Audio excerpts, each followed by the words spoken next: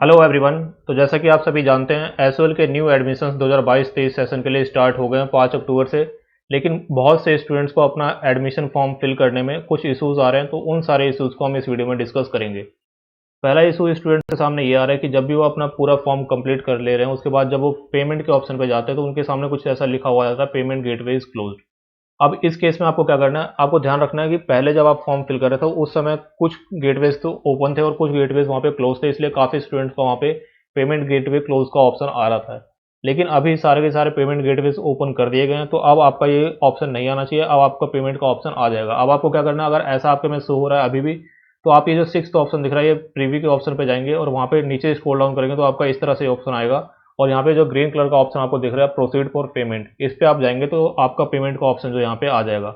ये जो सेम ही एक ही एप्लीकेशन फॉर्म है, यहाँ पे आप देख सकते हैं, यहाँ पे आप लिखा आ रहा है पेमेंट गेटवे इज क्लोज्ड। लेकिन यहाँ पे आप जाएंगे तो यहाँ पे आप देख सकते हैं जो पेमेंट का ऑप्शन है वो आ जाएगा। तो आप दोबारा से सिक्स ऑप्शन पे यहाँ पे जाके वहाँ पे पेमेंट के ऑप्शन पे जाएंगे तो वहाँ से आपका पेमेंट का ऑप्शन वहाँ पे खुल के आ जाएगा। फिर भी बाई चांस अगर किसी स्टूडेंट का 1% नहीं आ रहा तो आप वेट करें, जल्दी आपका जो पेमेंट का ऑप्शन है वो भी आ जाएगा। इसके अलावा एक स्टूडेंट्स की क्वेरी ये भी आ रही है कि यहाँ पे जो फ़ी का ऑप्शन है, यहाँ पे फ़ी जो है अलग दिखाई जा रही है, और लेकिन जो फॉर्म था, जो हमारा प्रोस्पेक्टस था, उसमें फ़ी अलग दिखाई जा रही थी। जैसे आप देखेंगे यहाँ पे जो बीए प्रोग्राम की फ़ी है ये यहाँ पे दिखाई जा रही है 5,000। और यहाँ पे अगर आप फॉर्म में देखेंगे तो ये बीए प्रोग्राम का ही फॉर्म है, तो यहाँ पे ये जो फ़ी है वो 6,820 रुपये आ रही है। तो ऐसा क्यों हो रहा है?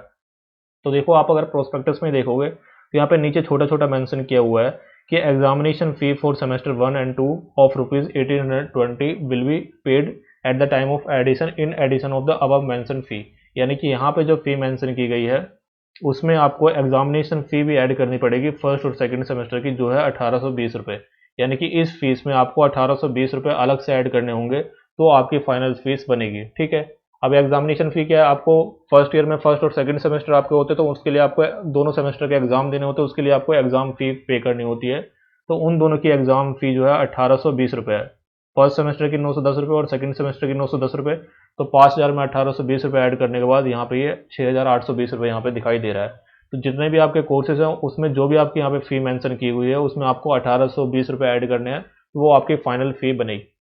इसके अलावा कुछ स्टूडेंट्स का ये भी क्वेरी आ रही है कि जो हमारा एडमिशन वाला पेज था उसमें अलग फ़ी दिखाई दे रही थी, तो उसमें क्या हो रहा था, उसमें सिर्फ एक सेमेस्टर की एग्जामिनेशन फ़ी वहाँ पे ऐड की गई थी, दो सेमेस्टर की एग्जामिनेशन फ़ी वहाँ पे ऐड नहीं था। तो इसलिए ये कन्फ्यूज़न है। तो आप कन्फ्यूज़ ना हो, जो आपकी यहाँ पे फ़ी मेंशन की गई है उसमें 1,820 रुपये आप ऐड करेंगे, वो आपकी फाइनल फीस होगी और वही आपको यहाँ पे पे करनी है। इस केस में आपको फर्स्ट ईयर के अंदर आपको कोई भी अलग से पेमेंट करने की जरूरत नहीं पड़ेगी। अब फर्स्ट और सेकंड सेमेस्टर दोनों की एग्जामिनेशन फ़ी आपको एडमिशन के टाइम पे ही आपसे ली जा रही है। तो ये आपको ध्यान में रखना है।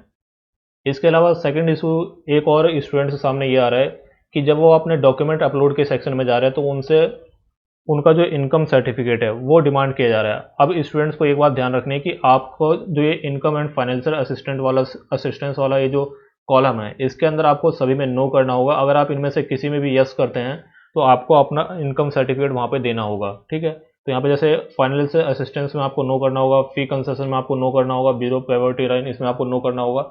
ठीक है। इसके अलावा फैमिली इनकम में आप चाहें तो 2.5 लाख से ऊपर वहाँ पे कर दे, अगर वहाँ पे इशू आ रहा है तो 2.5 लाख से ऊपर आप ईयरली इनकम कर दे, कोई इशू वहाँ पे नहीं है। इसके अलावा एक और ऑप्शन आएगा आपका बुक बैंक का। बुक बैंक का मतलब क्या होता है, आपको लाइब्रेरी से बुक्स इशू की जाती हैं, आपको फ्री में वहाँ पे बुक्स दी जाती है स्टडी के लिए, तो वो ऑप्शन भी आपको नो करना होगा, क्योंकि उसमें यस करने के बाद भी आपका इनकम सर्टिफिकेट का ऑप्शन आएगा। ठीक है। तो इन सभी ऑप्शन में आपको नो करना है, तो आपका जो इनकम सर्टिफिकेट का वहाँ पे इशू आ रहा है वो इशू रिजॉल्व हो जाएगा। अगर इनकेस फिर भी किसी स्टूडेंट का वहाँ पे इनकम सर्टिफिकेट का ऑप्शन आता है तो वहाँ पे आपको दो काम कर सकते हैं, या तो आप कुछ दिनों का वेट कर लें।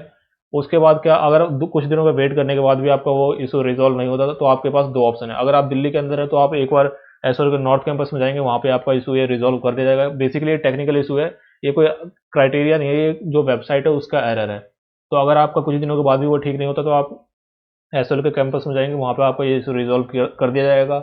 अगर आप वहाँ पे फिजिकली विजिट नहीं कर सकते तो आपको एक काम करना है, एक ब्लैंक पेपर लेना है, उस पर लिख देना है कि मैंने ये सारे फाइनेंशियल असिस्टेंस, फी कंसेशन इन सब में नो किया है, इसके बावजूद भी मेरा यहाँ पे फी जो इनकम सर्टिफिकेट है उसको अपलोड करने का ऑप्शन आ रहा है, तो इसको जो है वो रेटिफाई किया जाए। ठीक है। और उसके नीचे अपना नाम और जो भी आपका यहाँ पे फॉर्म नंबर है वो सब यहाँ पे फिल कर देना है और अपने साइन वहाँ पे कर देना है, और उसी को फी जो इनकम सर्टिफिकेट है उसके आगे अपलोड कर देना है। कोई वहाँ पे इशू नहीं होगा, आपका आराम से एडमिशन कर लिया जाएगा। तो ये, इसके अलावा और कोई आपकी क्वेरी है तो डेफिनेटली आप कमेंट सेक्शन में लिखें। कोई किसी और टॉपिक पे आपको वीडियो चाहिए तो वो भी आप कमेंट सेक्शन में लिख सकते हैं। For the time being that's the end of the video. Thank you.